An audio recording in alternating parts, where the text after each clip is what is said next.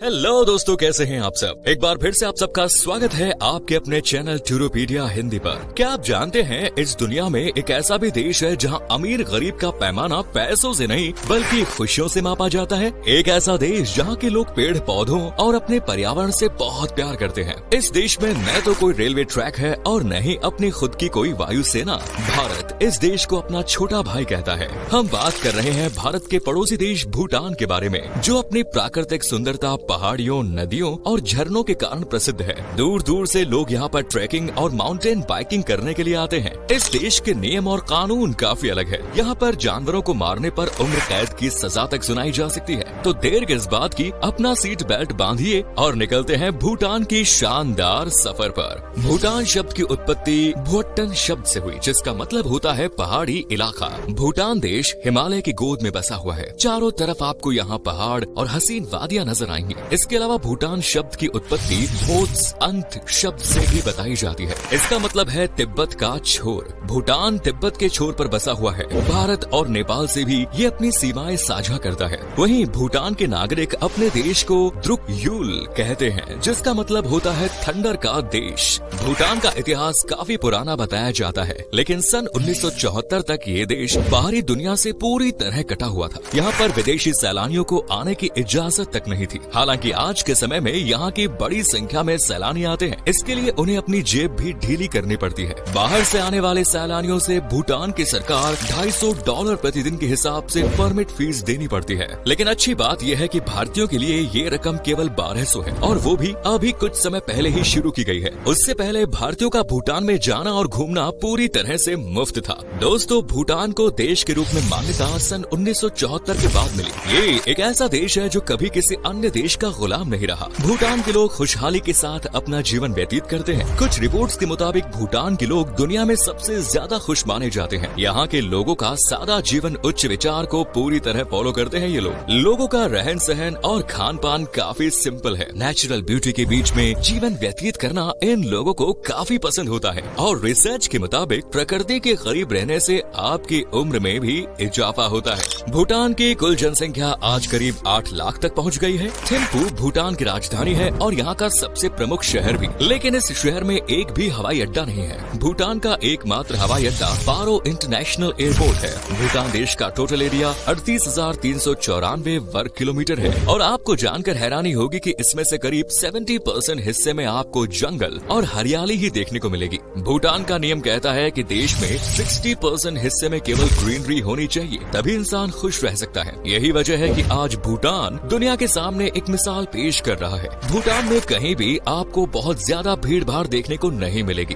केवल 20 लोग यहाँ प्रति वर्ग किलोमीटर एरिया में रहते हैं। राजधानी थिम्पू में करीब 1 लाख लोग रहते हैं, लेकिन ये आंकड़ा भी बहुत ज्यादा बढ़ा नहीं है। इतने लोग तो हमारे भारत में किसी मोहल्ले में ही रह रहे होते हैं। भूटान की जीडीपी $2653 बिलियन तक पहुँच गई है। वहीं इस देश के लोगों की पर कैपिटा इनकम करीब $3500 के आसपास है, जो भारतीय नागरिकों से अधिक है। भूटान के अधिकतर लोग आज भी खेती बाड़ी और कृषि पर ही निर्भर करते हैं। भूटान बिजली उत्पादन के मामले में भी काफी आगे है। ये छोटा सा देश आज भारत को अपनी बिजली बेच रहा है। भूटान का सबसे अधिक इम्पोर्ट एक्सपोर्ट भारत से ही होता है। भारत ही इस देश का मुख्य ट्रेडिंग पार्टनर है। भूटान देश सीमेंट, लकड़ी, मक्का और चावल का उत्पादन करता है। भूटान देश आज शिक्षा के क्षेत्र में तेजी से तरक्की भी कर रहा है। इस देश का लिटरेसी रेट 71% तक पहुँच गया है। भूटान धार्मिक आस्थाओं वाला देश भी है, और यही वजह है कि आज भी अधिकतर बच्चे मठों में शिक्षा प्राप्त करते हैं। हालांकि नए स्कूल और मॉडर्न एजुकेशन की ओर भी सरकार बढ़ावा दे रही है। इस देश में सभी नागरिकों के लिए एजुकेशन और हेल्थ पूरी तरह से मुफ्त है। धार्मिक दृष्टिकोण से देखें तो भूटान में करीब 75% आबादी बौद्ध धर्म को मानने वालों की है। इसके अलावा 23% लोग हिंदू धर्म को मानते हैं। ईसाई और मुस्लिम समुदाय के भी कुछ लोग भूटान में रहते हैं। भूटान की ऑफिशियल लैंग्वेज जोंगखा है। इसके अलावा भी देश में करीब 20 अन्य भाषाओं का इस्तेमाल होता है। भूटान के बारे में कई ऐसी बातें हैं जिन्हें जानकर आपको हैरानी भी होगी और आप इस देश की तारीफ भी करेंगे। भूटान में पर्यावरण के साथ साथ वाइल्ड लाइफ का भी अच्छा खासा ध्यान रखा जाता है। एंडेंजर्ड एनिमल यानी विलुप्त होने के कगार पर खड़े जानवरों को मारने पर उम्र कैद की सजा का प्रावधान है। पिछले करीब 25 सालों से भूटान में प्लास्टिक पर बैन लगा हुआ है। इसके अलावा भूटान में तंबाकू का सेवन सेवन भी प्रतिबंधित है। हालांकि कुछ जगहों पर लोग तंबाकू का सेवन करते हैं, लेकिन सरकार की ओर से ये गैर कानूनी है। सिगरेट की खपत भी दुनिया के अन्य देशों के मुकाबले यहाँ बहुत कम है।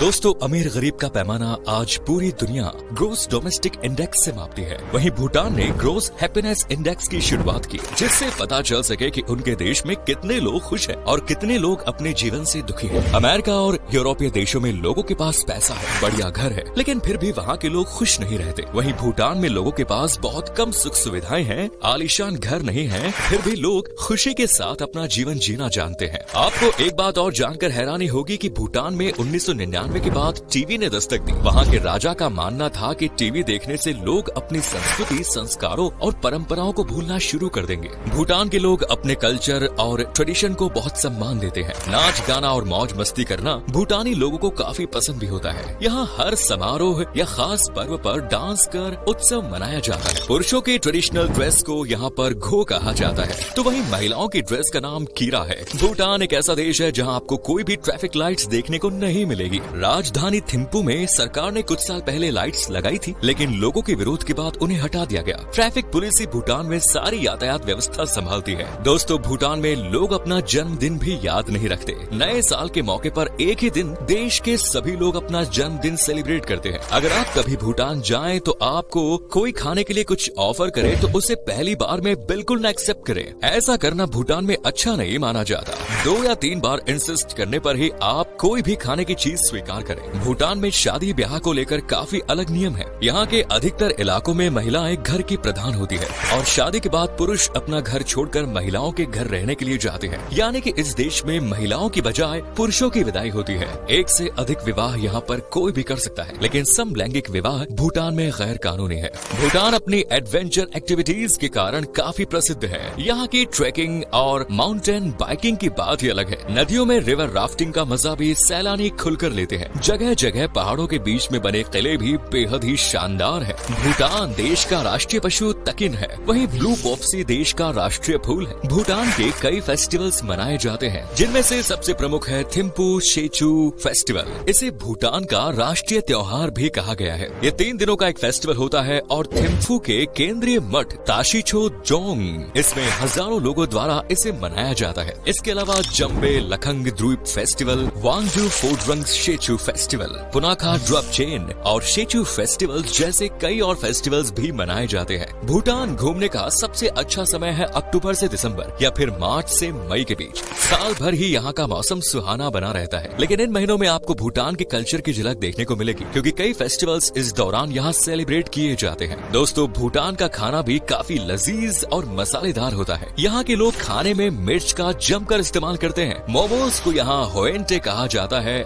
इसके अलावा एमा, दत्ची, थुक्पा और यक्ष शकम भूटान की प्रमुख डिशेज है। सूजा टी का सेवन भी यहाँ काफी अधिक किया जाता है। दोस्तों, भूटान देश में घूमने के लिए आपको कई शानदार जगह देखने को मिल जाएंगे। राजधानी थिम्पू से आप घूमने के लिए शुरुआत कर सकते हैं। ये शहर 2400 मीटर की ऊंचाई पर स्थित है। थिम्पू में नाइट लाइफ का मजा भी आप ले सकते हैं। यहाँ के बाजार और बौद्ध मठ बेहद आकर्षक लगते हैं। मौज मस्ती के सभी साधन आपको इस शहर में मिल ही जाएंगे। इस शहर में जो सुकून मिलेगा वो आपको कहीं दुनिया में नहीं मिलेगा। ये शहर इतना साफ सुथरा है कि आपको यकीन ही नहीं होगा कि कोई शहर इतनी स्वच्छ कैसे हो सकती है। पारो भूटान का एक और प्रमुख शहर है और देश का एकमात्र हवाई अड्डा इसी शहर में स्थित है। इसकी गिनती दुनिया के सबसे खतरनाक एयरपोर्ट्स में की जाती है। Chele La pass National Museum, Tiger Nest Monastery, weekend market Paro के सबसे प्रसिद्ध टूरिस्ट डेस्टिनेशंस हैं। पुनाखा प्राचीन समय में भूटान की राजधानी हुआ करती थी। ये जगह माउंटेन बाइकिंग, राफ्टिंग और हाइकिंग के शौकीन लोगों के बीच काफी प्रसिद्ध है। दोस्तों, भूटान जाने के लिए आप हवाई मार्ग या रेल मार्ग का इस्तेमाल कर सकते हैं। सड़क मार्ग के जरिए भूटान जाना थोड़ा मुश्किल है। दिल्ली, कलकत्ता, सिक्किम जैसे शहरों से आपको पारो इंटरनेशनल एयरपोर्ट की सीधी फ्लाइट मिल जाएगी। वहीं ट्रेन के जरिए अगर आप भूटान जाना चाहते हैं तो बंगाल के आखिरी स्टेशन जयगांव तक आपको आना पड़ेगा, जिसके बाद भूटान की सीमा शुरू हो जाती है। भूटान की करेंसी भूटानी नगल ट्रम है, जो भारतीय मुद्रा के बराबर बराबर ही है। भूटान घूमने के लिए आपको 5 से 6 दिन के लिए 30 से 50 हजार रूपए खर्च करने पड़ेंगे। अगर आप वास्तव में खुद को प्रकृति के करीब महसूस कराना चाहते हैं और देखना चाहते हैं कि बिना संसाधनों और सुख सुविधाओं के लोग कैसे खुशहाल जीवन व्यतीत करते हैं, तो एक बार आपको भूटान की सैर जरूर करनी चाहिए। तो दोस्तों, ये है खूबसूरत पड़ोसी देश भूटान। अगर आप कभी गए हैं भूटान तो अपना एक्सपीरियंस हमारे साथ शेयर करें। भूटान में ऐसी कौन कौन सी बात जानकर आपको सबसे ज्यादा हैरानी हुई, उसके बारे में कमेंट्स में जरूर बताएं। वीडियो अच्छी लगी तो लाइक करें, शेयर करें और चैनल को सब्सक्राइब जरूर करें। धन्यवाद।